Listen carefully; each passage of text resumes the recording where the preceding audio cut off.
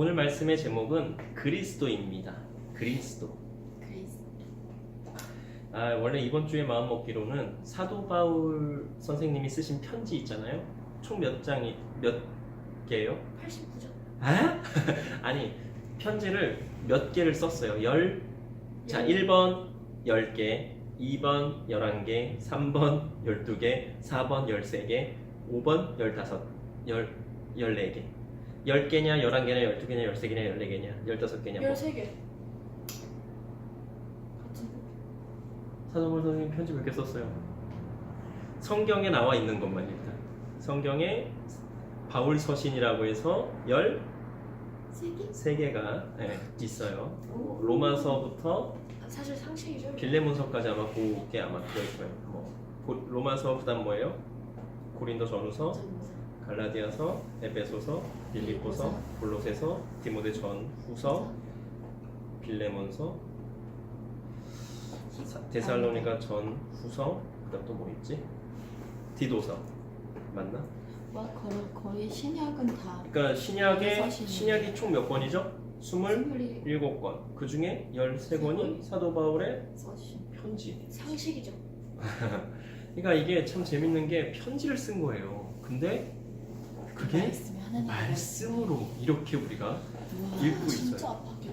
아팠겠다. 친필로 쓴 것도 있고, 우리가 그때 바울이라는 영화 봤듯이 누가가 대필한 것도 있고, 또 다른 사람이 대필한 것도 그냥 있고. 손이 아팠겠는데. 불러주면 쓰고, 혹은 그러니까 얘기한 거를 듣고 사도 바울 선생님이 이렇게 하셨다 뭐. 근데 이 편지 같은 경우는 그건 이제 누가 보고 뭐 사도행전이 이제 누가가 쓴 거니까 그런 거고, 이 바울 서신이라고 하는 건 친필로 썼든지 아니면 누가 대필을 해줬든지 바울 선생님이 불러주는 대로 그렇게 우리가 해서. 팩을 기우신. 그렇죠. 그래서 귀엽다. 그으신 분이라고. 그래서 이 바울 서신을 원래는 이번 한 주 동안 쭉 읽고 그것에 대해서 이제 쭉 말씀을 나누려고 했는데 빌립보서하고 골로새서밖에 못 읽었어요. 사정이 그래서 이 두 말씀을 가지고 한번 나눠보려고 합니다. 빌립보서 어떻게 알고 있어요? 빌립보서 짧은 말씀을. 짧죠. 4장밖에 없으니까. 근데 빌립보서 하면 보통 기쁨이라는 단어가 많기 때문에 뭐라고? 교회. 빌립보 교회에다가 이제 보낸 편지인데, 빌립보서 하면 보통 기쁨이라는 단어가 많아서 기쁨의 서신이라고 우리가 보통 알고 있습니다. 그런데 거기에는 꼭 기쁨만이 들어있는 건 아니에요. 어떠한 상황에서도 기뻐하자, 기뻐해라, 이런 권면이 또 들어있고, 사도 바울 선생님을 많이 도왔던 교회가 빌립보 교회예요. 그러니까 요즘은 이렇게 헌금을 우리가 주일마다 하지만 예전에는 그러지 않았나 봐요. 모르겠어요. 뭐 주일마다 했을지는 모일 때마다. 근데 어쨌든 사도 바울 선생님은 여기저기 계속 전도하러 다녔잖아요. 여러 지역에. 그러다 보니까 이 필요한 물질을 이 빌립보 교회에서 헌금을 이만큼 해서 전달한 거죠. 그러니까 얼마나 감사했겠어요. 그래서 또 감사의 마음을 전할 겸 또 뭐 거기에 좀 어려움이 있다라고 하는데, 뭐 어려운 상황에서도 잘 지내고 있느냐, 뭐 잘 지내라, 이러한 내용들이 이제 빌립보서에 들어있다라고 보시면 돼요. 우리가 사도 바울 선생님이 감옥에 간 건 다 알죠. 감옥에 갔는데 그 안에서 편지를 또 쓴 게 있어요. 그걸 옥중 서신이라고 합니다. 4개를 보통 이야기하는데, 에필골몬, 앞자만에서 에베소서, 빌립보서, 그래. 근데 그거는 이제 나중이고, 에베소서, 빌립보서, 골로새서, 빌레몬서. 그래서 에필골몬, 몬이 빌레몬서예요. 그렇게 이제 우리가 알고 있는데, 그 당시 빌립보 그 지역을 좀 설명을 드리면, 이 빌립보라고 하는 도시는 로마의 식민지로 통치를 받고 있었던 상황인 거예요. 그런데 이 빌립보 도시에 살았던 사람들의 대부분은 로마 사람이었다고 합니다. 그리고 그러다 보니까 그 황제한테 조공 같은 거를 뭐 이렇게 바칠 이유가 없는 거예요. 그러지 않아도 돼요. 그리고 행정도 스스로 운영했고, 또 사유재산이 보장이 됐대요. 땅을 사고 팔 수도 있고, 그리고 지방 총독의 간섭을 받지 않았다라고 합니다. 빌립보는 어떻게 보면 작은 로마와 같은 거예요. 아무튼 그런 상황에서 이제 이 바울 선생님이 빌립보 교회 성도들에게 편지를 했으니, 빌립보 교회가 뭐 거기에서 살아남기란 그렇게 쉬운 거는 아니었을 거예요. 아무리 자유로운 조금 그런 상황이어도. 그런데 제가 이 서신서들 앞부분만 조금 봤어요. 그러니까 인사말 뭐냐면 사도 바울이 그 13개 편지를 쓰면서 뭐 어디에 성도들에게 은혜와 평강이 하나님의 은혜와 평강이 있을지어다 뭐 이렇게 뭔가 어느 교회의 성도들에게 뭐 형제들에게 이렇게는 있는데 빌립보서만 유일하게 어떻게 나와 있냐면 우리가 1장 3절인가요? 1장 1절이네요. 이렇게 나와 있어요. 그리스도 예수의 종 바울과 디모데는 그리스도 예수 안에서 빌립보에 사는 모든 성도와 또한 감독들과 집사들에게 편지하노니. 왜 여기에만 성도들에게가 아니라 감독들과 집사들이라는 말을 특별히 더 넣었을까? 그래서 주석을 좀 찾아보니까 이 상황이 빌립보 교회의 상황이 요거를 좀 강조해야 되는 뭐 그러한 상황이었다라고도 해요. 그런데 저는 어떻게 보면 조금 거기가 빌립보라고 하는 도시가 그 로마 식민 통치하에 있으면서 어쨌든 그 로마 사람들이 많다 보니까 어쩌면 조금 자유로운 분위기여서 혹은 요거를 조금 이렇게 자유롭게 썼을 수도 있지 않을까 하는 생각도 들고, 그러니까 뭐 이렇게 한번 생각을 해보는 것도 나쁘진 않을 거예요. 그러니까 성경을 읽으면서 우리가 이거는 조금 다르네? 왜 다르지? 그러면서 한번 상상력을 발휘해보는 것도 좋겠어요. 근데 너무 과하게 이상하게 상상하는 게 아니라 보편적으로 할 수 있는 생각은 우리가 조금 다양한 각도로 한번 봐보자라고 하는 것이죠. 왜냐하면 뭐 고린도 교회에는 뭐 직분자가 없었겠어요? 에베소 교회는 없었겠어요? 다른 교회들도 분명히 다 있었을 거란 말이에요. 그런데 유일하게 빌립보서에만 감독들과 집사들에게라고 따로 이렇게 명칭을 이렇게 쓴 게 왜 그랬을까 이제 좀 궁금한 거예요. 근데 어느 주석도 명확하게 저처럼 좀 생각을 잘 안 하나 봐요. 이거 중요한 건 아닌가 봐요. 그래서 어쨌든 그렇게 나와 있다라는 거 한번 생각해 보시고요. 내용으로 이제 조금 들어가 보면 바울의 이 신앙적인 고백 그리고 자신의 이력에 대해서 이야기하는 부분이 있는데 오늘 우리가 말씀 읽은 부분이 겹쳐요. 빌립보서 2장 5절로 11절. 아까 우리가 읽었으니까 뭐 이건 안 읽어도 되겠고요. 빌립보서 3장 4절로 9절을 한번 찾아봅시다. 자, 오늘 본문 말씀이 바로 바울의 신앙 고백이에요. 예수 그리스도에 대한. 그리고 자신의 이력에 대해서 어떻게 설명하고 말하고 있는지 한번 봅시다. 3장 4절로 9절 한 절씩 교독해 볼게요.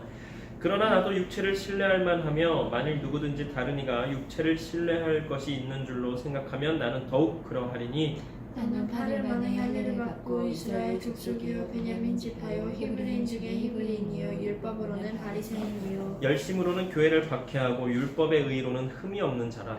그러나 무엇이든지 내게 유익하던 것을 내가 그리스도를 위하여 다 해로 여길 뿐더러 또한 모든 것을 해로 여김은 내 주 그리스도 예수를 아는 지식이 가장 고상하기 때문이라.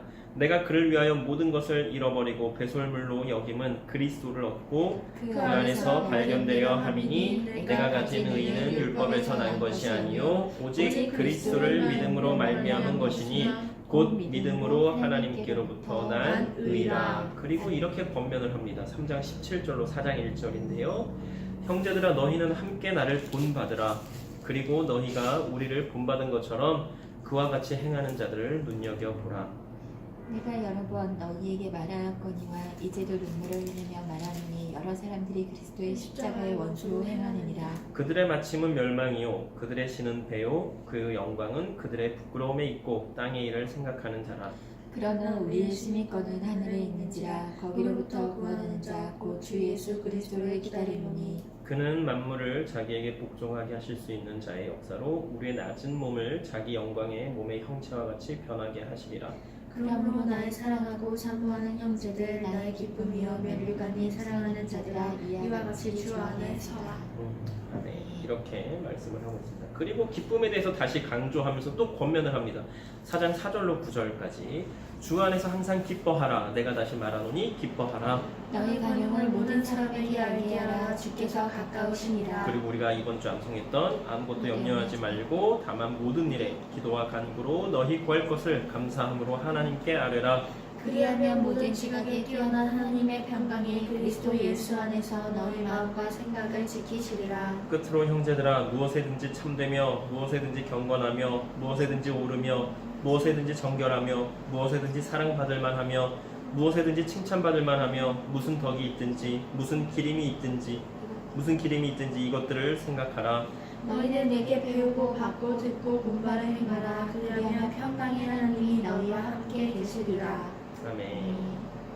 그리고 우리가 잘 아는 말씀 있습니다. 우리가 또 지지난주에 아무튼 암송했었죠. 빌립보서 4장 13절 말씀. 내게 능력 주시는 자 안에서 내가 모든 것을 할 수 있느니라. 그런데 우리가 11절부터 한번 읽어봐야 돼요. 자, 봅시다. 내가 궁핍함으로 말하는 것이 아니니라. 어떠한 형편에든지 나는 자족하기를 배웠노니 나는 비천에 처할 줄도 알고 풍부에 처할 줄도 알아. 모든 일 곧 배부름과 배고픔과 풍부와 궁핍에도 처할지라는 일체의 비결을 배웠노라. 그리고 말씀하시는 게 바로 이거예요. 내게 능력 주시는 자 안에서 내가 모든 것을 할 수 있느니라. 그러니까 이 4장 13절에 빌립보서 4장 13절에 이 말씀을 고백하고자 한다면 그냥 내게 능력 주시는 자 안에서 내가 할 수 있습니다라고 그냥 물론 할 수도 있는데 바울 선생님의 그 고백에 담겨져 있는 그 내용은 12절 비천에 풍부에 배고픔 배부름 풍부 궁핍 이 일체의 비결을 배웠다라고 하잖아요. 이게 무슨 얘기냐면 사도행전을 우리가 읽어봐야 돼요.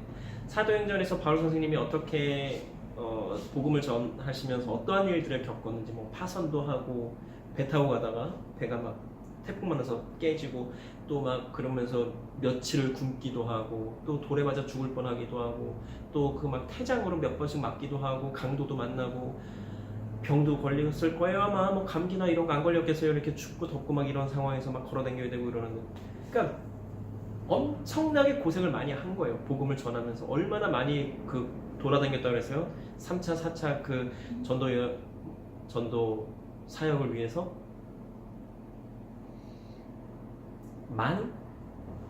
15,000-16,000 킬로를 배 타고 낙타 타고 걸어서 또 뭐 아무튼 그렇게 엄청난 거리를 다녔단 말이에요. 그러니까 별의별 일들을 다 만났겠죠. 다 경험했고 그래서 이 12절에서 이렇게 고백하고 13절에서 결론적으로 하나님께서 내게 능력 주셔서 내가 이 모든 것을 다 감당할 수 있었습니다 라고 고백을 하는 게 바로 이 13절의 말씀이라고 하는 거예요.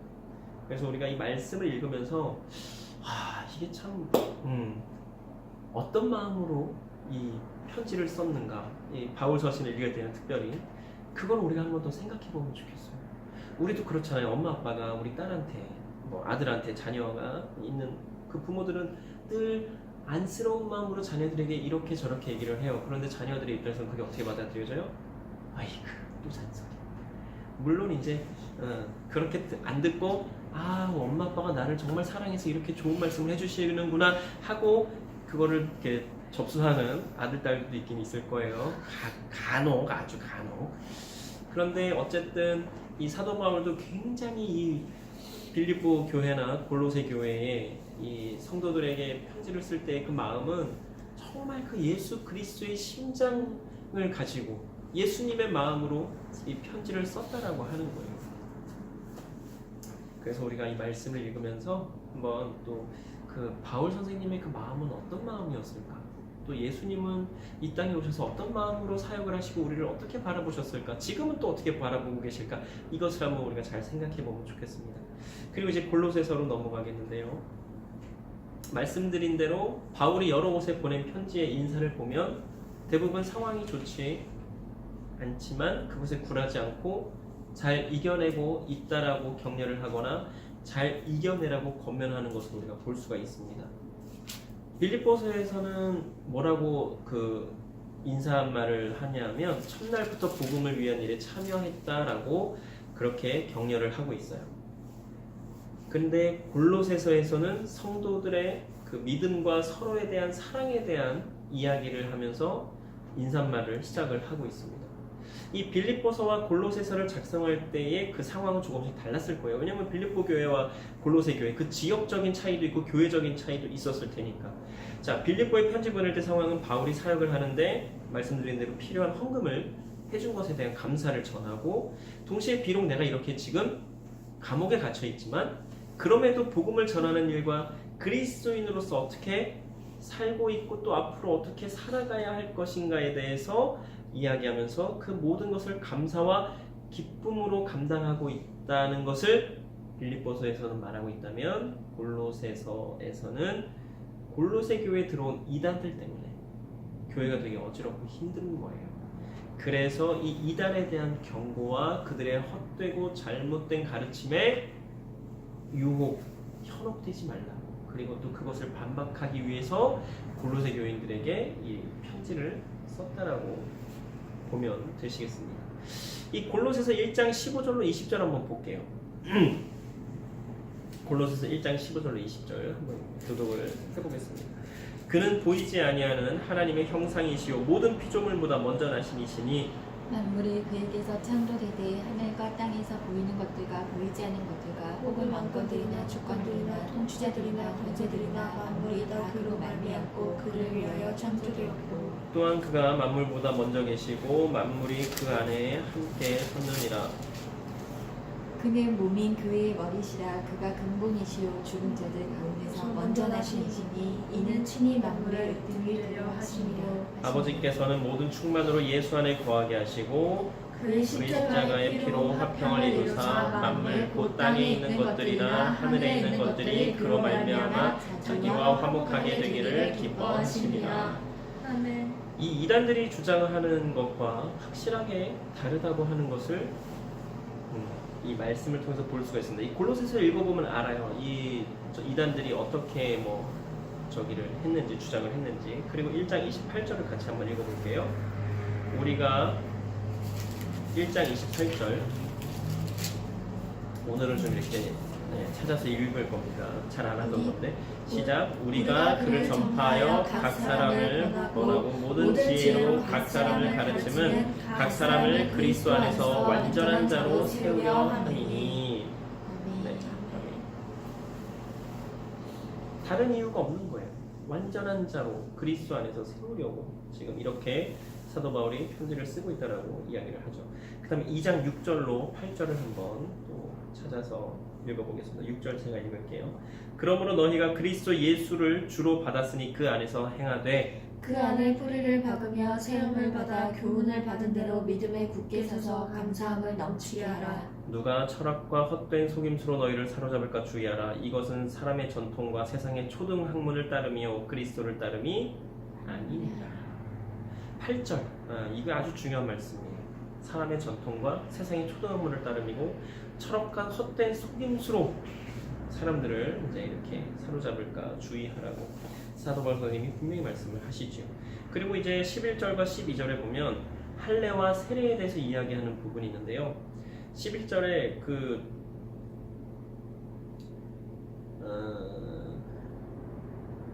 손으로 하지 아니한 할례를 받았다라고 나옵니다. 또 그 안에서 너희가 손으로 하지 아니한 할례를 받았으니 곧 육의 몸을 벗는 것이요 그리스도의 할례니라. 이게 무슨 말씀이냐면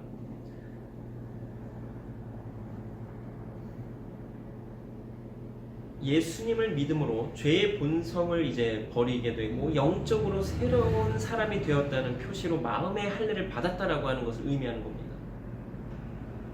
그러니까 이 왜 하나님께서 이스라엘 백성들에게 구약에 보면 이 율법을 막 주실 때 8일 만에 뭘 하라 그래요? 할례를 행하라 그래요, 남자들에게는.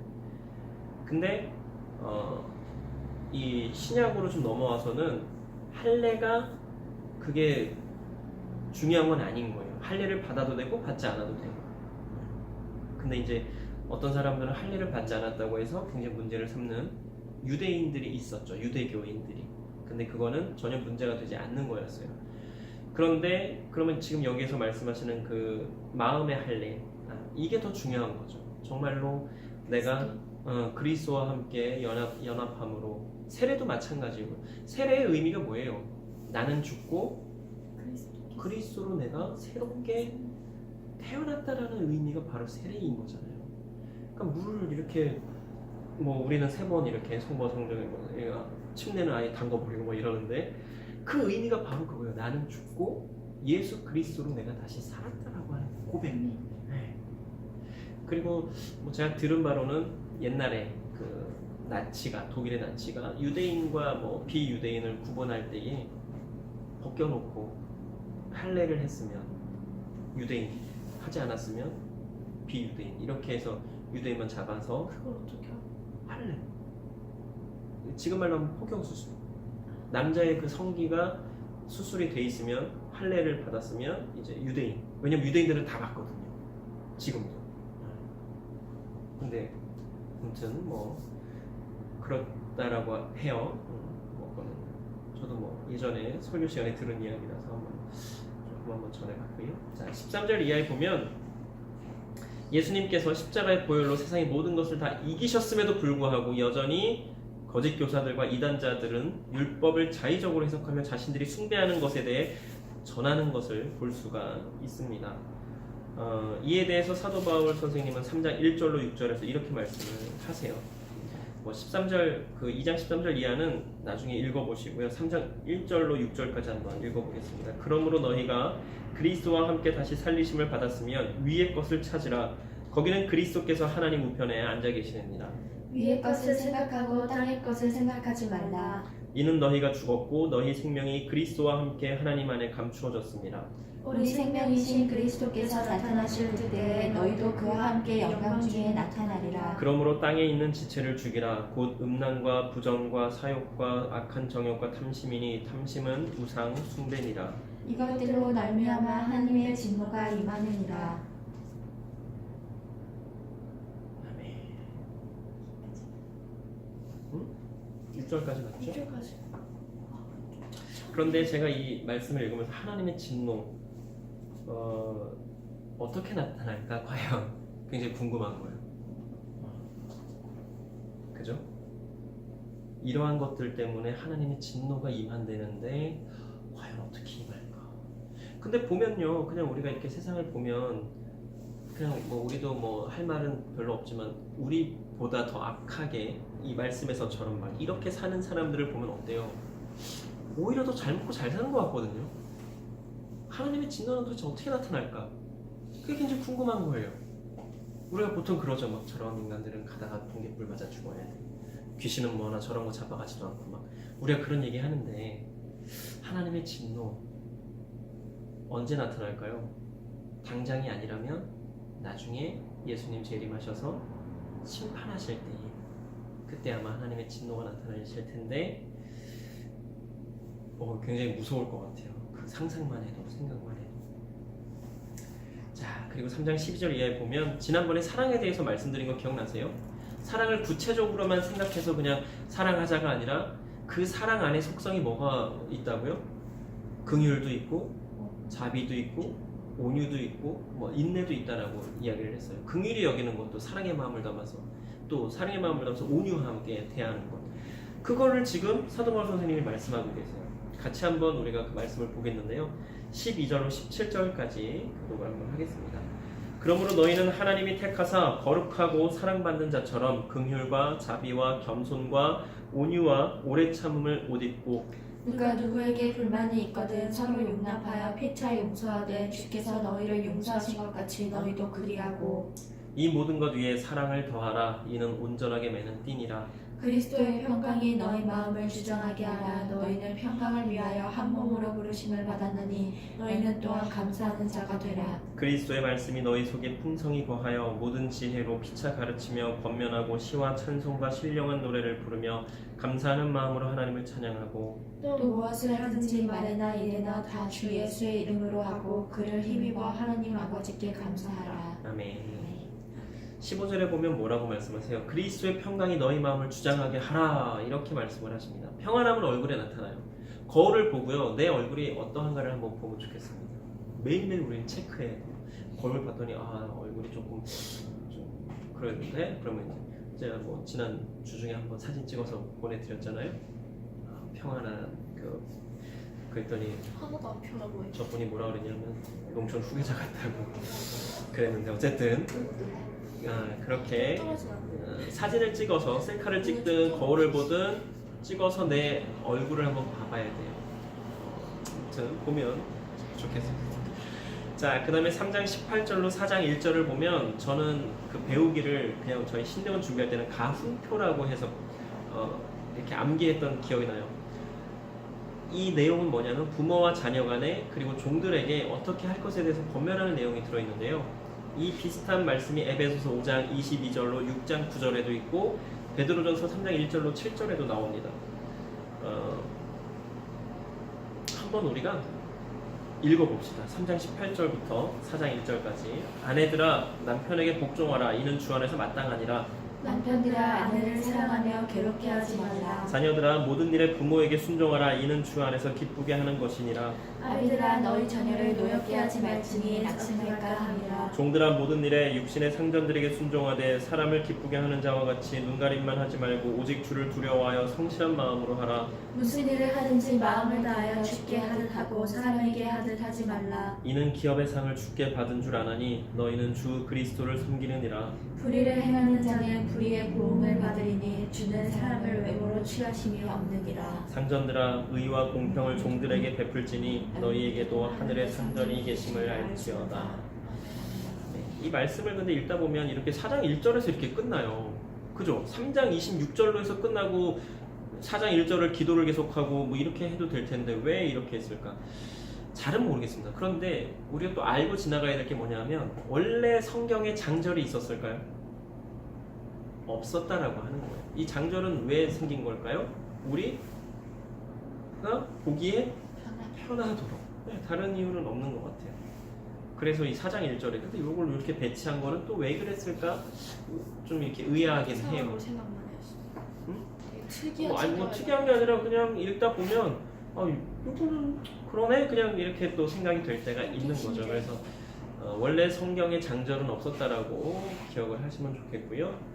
자 이제 마지막 4장입니다. 4장은 이제 마침 인사와 여러 권면의 내용들이 나와요. 2절에 보면 기도를 계속하고 기도에 감사함으로 깨어 있으라.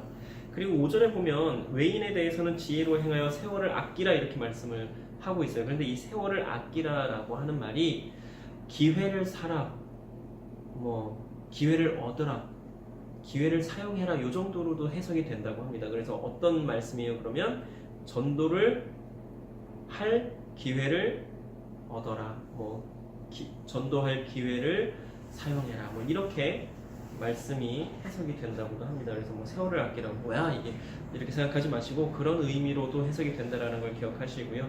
자 우리가 전도할 때 그러면 뭘 전합니까? 복음이신 예수 그리스도. 그러니까 예수 그리스도께서 이제 복음이시죠. 복음이 어떤 뜻이에요?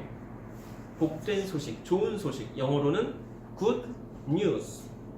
무엇이 복된 소식일까요? 그러니까 예수 그리스도가 복된 소식인데 그럼 뭐가? 예수 그리스도의 뭐가? 예수 그리스도께서 하나님이신 것. 이것을 아는 것이 복된 소식이고요.